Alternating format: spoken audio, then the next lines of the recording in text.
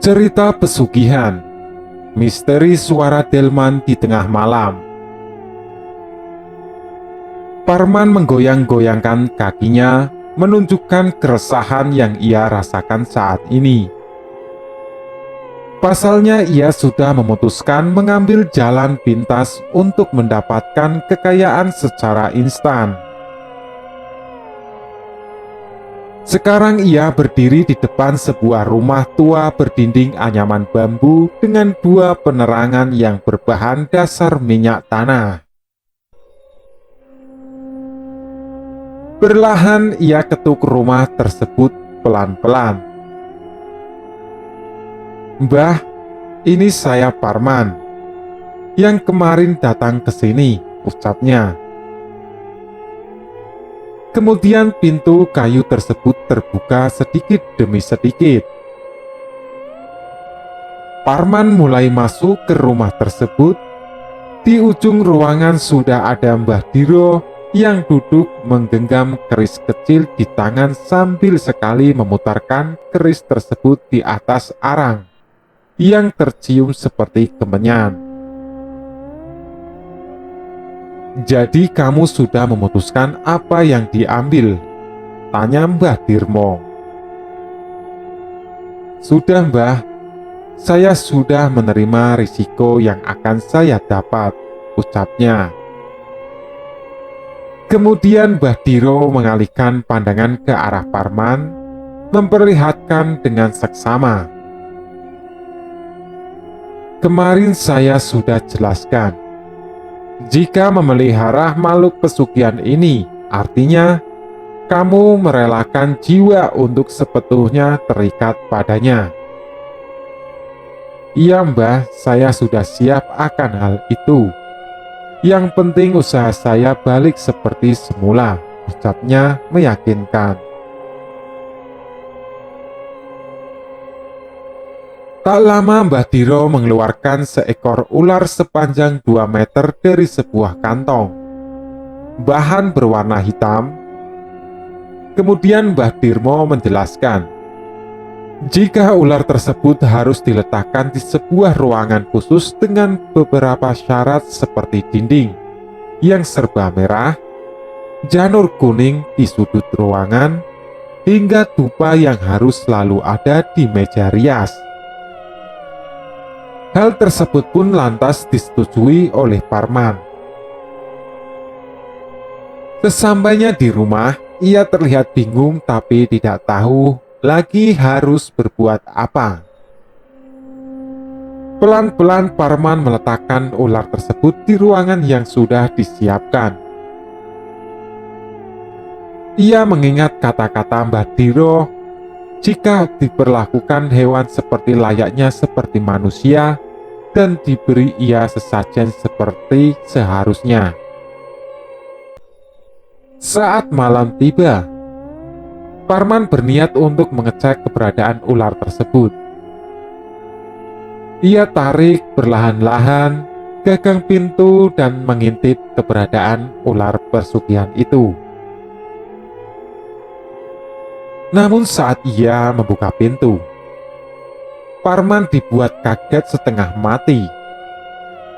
Karena di dalam kamar tersebut ada seorang perempuan menggunakan kebaya tipis berwarna hijau dan selendang merah yang menutupi leher jenjangnya serta sanggul seperti kebanyakan orang Jawa. Kemudian perempuan yang memakai kebaya tersebut menengok dengan menggerakkan kepalanya 180 derajat kepada Parman. Tapi bukannya lari ketakutan. Parman malah menghampiri perempuan itu dengan rasa senang. Dirinya seperti sudah terhipnotis akan kecantikan si Dewi Ular. Kemudian sesuatu yang tidak dipikirkan terjadi di antara dua makhluk itu. Pagi hari, Parman dibuat bingung karena ia tidak memakai sehelai benang pun di ruangan tempat ularnya berada. Namun yang lebih mengagetkan, dikelilingi tempat tidurnya terdapat sebaran emas yang berbentuk seperti sisi ular. Saat itu juga ia menyadari bahwa pesugihan ia lakukan telah berhasil. Mulai dari sana, keluarga Parman dikenal menjadi salah satu orang terkaya di desa. Usaha bangunannya laris manis hingga bisa membangun beberapa cabang di luar kota. Rumah mega beserta mobil mahal berjejer di garasi rumahnya hingga kehidupan keluarga yang serba berkecukupan. Namun warga sekitar rumah Parman seringkali curiga atas kekayaan yang didapat sekarang. Pasalnya dulu ia sempat bangkrut sampai meminjam ke sana kemari. Bahkan saat itu Parman bercerita, jika tidak ada bank yang meminjamkan uang karena pekerjaannya tidak tetap. Hanya kurang lebih 6 bulan, ia sudah menjadi orang terkaya di desanya, seperti hal mustahil yang bisa diterima nalar warga di sana.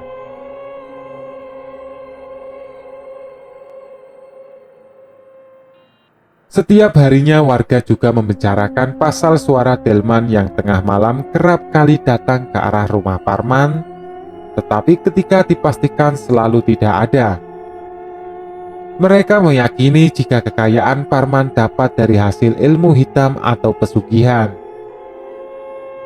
Hingga suatu ketika kecurigaan warga menemukan titik terang. Saat istri Parman meninggal secara tidak wajar.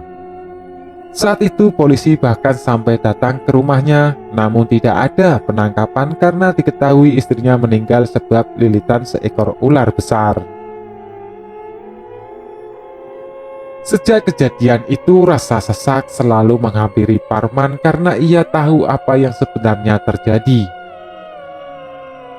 Istrinya bukan hanya meninggal karena lilitan, tapi dijadikan tumbal pesugihan oleh si Dewi Ular. Saat itu waktu menunjukkan pukul 01. Seperti biasa ia harus melayani sang Dewi Ular di ruangan khusus yang identik dengan ornamen serba merah. Dari kejauhan sudah terdengar suara tapakan dan lengkingan kuda. Itu menandakan jika sang empuhnya ular tersebut sudah datang ke rumah Parman. Ia menarik napas dalam-dalam, menahan kekesalan yang bergejolak di dadanya. Kemudian dengan secepat kilat, makhluk dari dunia yang berbeda itu sudah berada di depan Parman. Tangannya menyentuh lengan Parman. Dipegangnya perlahan. Tangannya yang berwarna pucat itu terasa sangat dingin. Parman memperhatikan urat-urat di tangan. Siluman ular itu nampak dengan jelas, bahkan seperti tidak ditutupi dengan kulit. Namun, saat itu juga karena terlalu marah, ia menepis si Dewi Ular dan mengeluarkan sebuah celurit yang digantung di dekat pintu kamar. Parman mengarahkan ke badan ular yang ada di bawahnya dengan sekali tarikan. Darah memuncrat dari tubuh ular itu secara terus-menerus.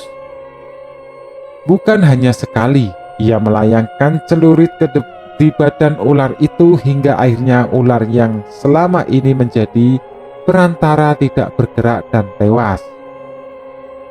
Saat itu juga sang Dewi Ular menghilang dengan sekejap. Semenjak kejadian itu, Parman dikenal menjadi orang yang tidak punya akal sehat. Setiap hari ia mengintari rumah warga untuk meminta pertolongan. Namun tidak ada satu orang pun yang mau membantu karena menganggap Parman telah gila. Harta bendanya yang ia dapat dari pesugihan hilang dalam sekejap karena tidak terurus. Kini ia harus hidup sebatang kara tanpa istri, anak maupun saudara. Ternyata itu bagian dari dampak pesugihan yang ia lakukan.